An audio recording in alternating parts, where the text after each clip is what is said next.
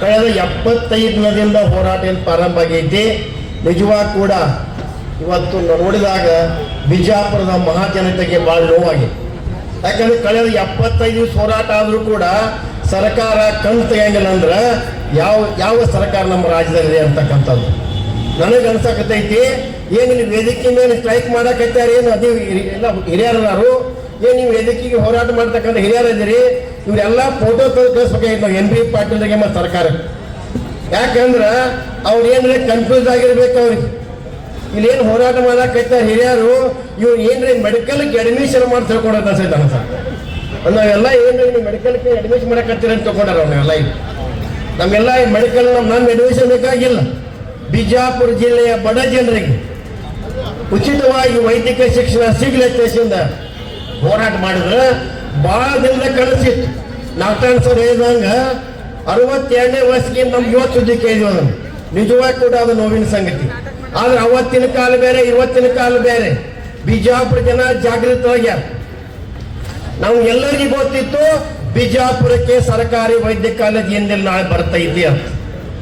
ಯಾವಾಗ ಅಧಿವೇಶನ ನಡೆದ ಸಂದರ್ಭದಲ್ಲಿ ಬಸನಗೌಡ ಪಾಂಡ್ ಯತ್ನಾಳ್ ಬಿಜಾಪುರ ಶಾಸಕ ಅವರೊಂದು ಮಾತು ಹೇಳಿದ ಸರ್ಕಾರಕ್ಕೆ, ಇಲ್ಲ ನಂದು ನನ್ನೊಂದು ದವಾಖಾನೆ ಹಾಸ್ಪಿಟ್ಲ್ ಇದೆ, ಹಾಸ್ಪಿಟ್ಲಿಗೆ ನನಗೆ ನೀವು PPP ಮೆಡಿಕಲ್ ಕಾಲೇಜ್ ಕೊಡ್ರಿ, ನಾ 500 ಕೋಟಿ ಇನ್ವೆಸ್ಟ್ಮೆಂಟ್ ಮಾಡ್ತೀನಿ ಅಂದಾಗ ನಮಗೆಲ್ಲ ಗೊತ್ತಾಯ್ತು ಒಂದೇನೋ ನಡೆದ.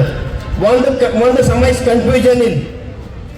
ಏನು ನಿಜವಾಗಿ ಕೂಡ ಮೆಡಿಕಲ್ ಕಾಲೇಜ್ ಬಸವನಗೌಡರಿಗೆ ಕೊಡ್ಬೇಕಂತೇಳಿ ಕೇಸಿಂದ ಏನು ಕಾಂಗ್ರೆಸ್ದ ನಾಯಕ ಏನಿದ್ದೀರಿ, ಎಲ್ಲರೂ ಇವ್ರು ಏನಿದ್ದೀರಿ, ಇವಾಗ ಸರ್ಕಾರ ಏನೈತಿ ನಿಮ್ಮ ಒಳಗಿಂದೊಳಗೆ ಏನ್ರಿ ಅದು ಪ್ಲಾನ್ ಐತು, ನೀವು ಕ್ಲಿಯರ್ ಮಾಡ್ಬೇಕಾಗಿತ್ತು ಬಿಜಾಪುರ ಜನತೆ. ಇಲ್ಲ ನೀವೇ NB ಪಾಟೀಲ್ ಒಂದು ಕಾಲೇಜ್ ಐತಿ, ಇನ್ನೊಂದು ಕಾಲೇಜ್ ಮಾಡ್ಬೇಕಾಯ್ತ ಇದ್ರೆ ನೀವು ಕನಸು ಕಟ್ಕೊಂಡ್ರು ಅದು ಕ್ಲಿಯರ್ ಆಗ್ಬೇಕಾಗಿತ್ತು. ಇವತ್ತು ಬಿಜಾಪುರ ಜನತೆಗೆ ಇವತ್ತೇನು ಅದು ಕೇಳಿ ಹಾಕಿದ್ರಿ ಅಂದ್ರೆ ಆ ಸರ್ಕಾರಿ ಕಾಲೇಜಕ್ಕೆ ಇವತ್ತು NB ಪಾಟೀಲ್ ಬಸವನಗೌಡಪ್ಪ ಯತ್ನಾಳ್ ಇಬ್ರು ಕಾರಣ ಅಂತ ಹೇಳಕ್ ಇಚ್ಛೆ ಪಡ್ತೀವಿ. ಅದಕ್ಕೆ ನೀವು ಕೇಳಿ ಹಾಕಿರಿ. ಕೇಳಿ ಯಾರ ಕಡೆ ಇಲ್ಲ, ಇದು ದೊಡ್ಡ ಹೋರಾಟ ಮಾಡೋ ಅವಶ್ಯ ಇಲ್ಲ. ನೀವು ಬಿಜಾಪುರ ಜಿಲ್ಲೆಯ ಜನತೆಯ ಬಗ್ಗೆ, ಜನತೆಯ ಬಡವರ ಬಗ್ಗೆ, ದೀನ ದಲಿತರ ಬಗ್ಗೆ ನಿಮಗೆ ಕಳಕಳಿ ಇತ್ತಂದ್ರ ಬಸವನಗೌಡ ಪಾಟೀಲ್ರು NB ಪಾಟೀಲ್ ಹೋಗ್ಬೇಕು, ಆ ಚಾವಿ ತೆಗಿಬೇಕು.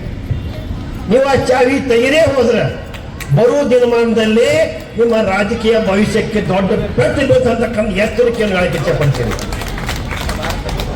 ಇವತ್ತು ಸರ್ಕಾರ ಏನ್ರಿ 75 ದಿವಸ ಸಣ್ಣ ಕೆಲಸ ಅಂದ್ರಿ. ಇವತ್ತು ರೈತರು ನೀರು ಸಾಕಷ್ಟು ನೀರು ಹೋರಾಟ ಆಯಿತು ಕೂಡ ನನಗೊಂದು ನಂಬಿಕೆ ಅದ.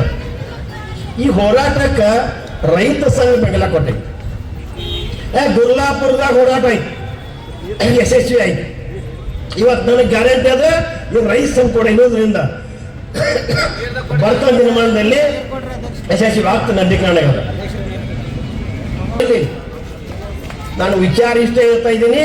ಕೂಡಲೇ ರಾಜಕೀಯ ಅಧಿವೇಶನ ಅದ, ಅಧಿವೇಶನದಾಗ ಎಲ್ಲ 8 ಶಾಸಕರು ಹೋರಾಟ ಕೇಳಬೇಕು. ಮತ್ತು ನಮ್ಮ ಸಂಸದರು ಕೂಡ ನಮಗೆ ಒಳ್ಳೆಯ ವಿಚಾರವಾದ ಹೇಳಿದ, ನಮಗೆ ನೀವೆಲ್ಲ ಹೋಗಬೇಕು. ಸಂಸದರು ಕೂಡ ಈ ಸರ್ಕಾರಿ ವೈದ್ಯ ಕಾಲೇಜ್ ಸಿಗುವವರೆಗೆ ಈ ಬಿಜಾಪುರ ಹೋಗಿ ಇರ್ತಕ್ಕಂಥ ಮಾತನ್ನು ಕೂಡ ಹೇಳಿದಾರೆ. ಅದು ಕೂಡ ನಾನು ನಿಮ್ಗೆ ಹೇಳಕ್ಕೆ ಇಚ್ಛೆ ಪಡ್ತೀನಿ. ಅದು ಕೂಡ ಇವತ್ತು ರೈತರಿಗಾದ ಅನ್ಯಾಯ. ನಾಳೆ 4ನೇ ತಾರೀಕು ಜನಾರ್ದನ್ ಬರಕತ್ತಾರೆ ವಿಜಾಪುರಕ್ಕೆ. ಇವತ್ತೇನು ಸಾಕಷ್ಟು ಮಳೆ ಆಗಿ ಇವತ್ತು ಆ ರೈತರಿಗೆ ಬರಬೇಕಾದ್ರೆ ನೆರವಿಗೆ ಬರಬೇಕಾದ ಸರ್ಕಾರ ಬಂದಿಲ್ಲ ಅಂತಕ್ಕಂಥ ಇಟ್ಕೊಂಡು ನಾವು ಸಿದ್ದೇಶ್ವರಗುಡಿಯಿಂದ ಹೋರಾಟ ನಂಬ್ಕೊಂಡ್ವಿ. ರೈತರ ಹೋರಾಟ ಅಂದ್ರೆ ಅದೇನು ಅದು ಕೆಲವರಿಗೆ ಸೀಮಿತ ಇಲ್ಲ. ಯಾಕಂದ್ರೆ ಹಣ್ಣು ಕೊಡ್ತಕ್ಕಂಥ ರೈತ ಅವನಿಗೆ ಬೆಂಬಲಗಾಗಿ ಕೂಡ ತಮ್ಗೆಲ್ಲ. ಇನ್ನಷ್ಟು ಸುದ್ದಿಗಾಗಿ ನಮ್ಮ News 11 ಕರ್ನಾಟಕ ಚಾನೆಲ್ಗೆ ಲೈಕ್ ಮಾಡಿ, ಶೇರ್ ಮಾಡಿ, ಸಬ್ಸ್ಕ್ರೈಬ್ ಮಾಡಿ.